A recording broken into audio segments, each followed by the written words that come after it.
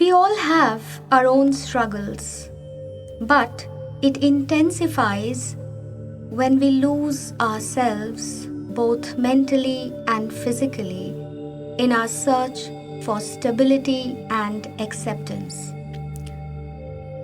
Hello, I am Aparna Singh, and I'll present the story of a woman who lost herself in the maze of life.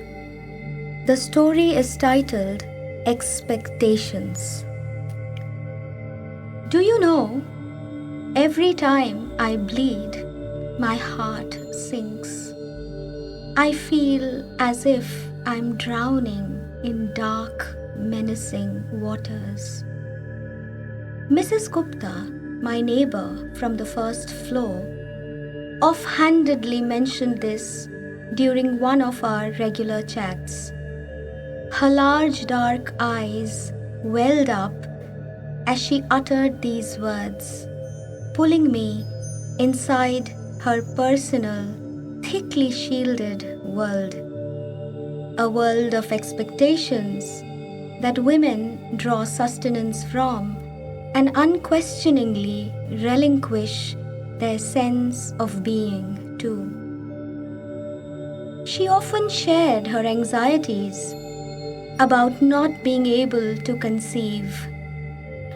Our biological clock is ticking, she would rue time and again. Every month I will it to stop. Every month it arrives, leaving me in despair. Lately, her aloofness got me worried. A brooding indifference seemed to be consuming her otherwise sprightly demeanor. I had not seen her going for the evening walks. When I chanced upon her once in a while, she did not always return my greetings. One day, she chose to share her concerns about the weight she had gained in a short span of a few months. Why don't you consult a dietitian, Mrs. Gupta? I had suggested.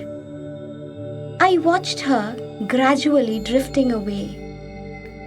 It was as if an overwhelming silence had possessed her, like an adamant spirit. From a garrulous woman, she had retreated into this insulated cocoon, into a wordless inertia. Not so long ago, she discussed her inordinate vaginal bleeding.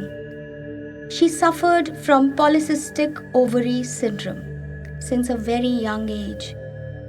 Her frequent prolonged periods were exhausting. She was slipping through a downward slope of pain and fatigue, and she had lost the courage to revisit and refurbish the invisible but scathing trails of soured relationships. These trails had deepened, leaving indelible marks of guilt, anguish, and fear after her marriage. Everyone expected her to become a mother. Not that she herself had not willed it to happen, but life had other plans. To give birth, she needed to be cured of the PCOS, and to be cured, she needed an operation. The operation may not be a good idea, Dr. Banerjee, her gynecologist, had advised, especially while she still nursed the desires of motherhood. Probably the operation could have been life-saving. I hadn't come across Mrs. Gupta over the last couple of days, and initially I was a tad worried. Her absence festered like an attention-seeking wound, refusing to be healed.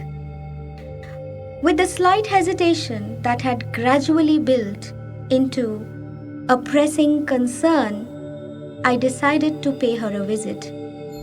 Unpleasant thoughts about her health had been viciously keeping me preoccupied for some time now. They hovered between reluctance and fear as I pressed down on the bell. She greeted me with a wan smile. She was not her usual buoyant self and looked past me, as if seeking solace in the sun which was slipping in and out of sight from behind the wispy clouds. The sky had transitioned from a bright yellow to a deep orange. In no time, darkness would announce itself. My children would be back from their tuitions and would certainly create a ruckus in my absence. "How are you?" she asked, snapping my reverie. She had always been good at keeping up appearances. "I am good, Mrs. Gupta," I replied. "I thought of paying a visit. I haven't seen you on the terrace since last week." "Hope all's well." "Have I told you that I was pregnant?" she said dreamily. Nowadays I keep losing track of things I say. Noticing an assortment of expressions veering from disbelief to relief and then to excitement in me, she continued in a lost, resigned tone. "Yes, I was pregnant. I was expecting the unexpectable." The sudden shift in tenor frightened me. I wanted a baby. My husband wanted a son. My mother-in-law a grandson. Her words, as if stunned by their own validity, came out sharply. I anticipated a cascade thereafter. Breaking into uncontrollable sobs, she held on to me firmly. Her lips were pursed, her voice quivered, and most of her words wound up in an indistinguishable wail. I embraced her to calm her down. "It's okay, Mrs. Gupta." Words abandoned me, and I really didn't know what I could have said to soothe her inconsolably shivering body. Helplessness stung at me with the sharpness of innumerable pointed needles. In a couple of days, Mrs. Gupta left for her mother's house. She briefly dropped in before leaving. "My in-laws have specified that I can't live with them anymore. They say that I have lost my sanity. They will send me to the asylum, and they will." She appeared irreparably broken. Her eyes were wild with pain, her body immersed in distress. "This is your home too, Mrs. Gupta," I mumbled, not knowing what else to say. "No," she said, the anguish in her voice bursting forth. For a moment, I was taken aback by the grit in her feeble voice. "I have had enough. I can't produce children. What more can I do? I have been to the best doctors. I have been through hell. My body has seen the worst. Do you know the agony of repeated in vitro fertilization cycles?" I understood her devastation. I asked her to sit for a while and relax, to rethink her decision.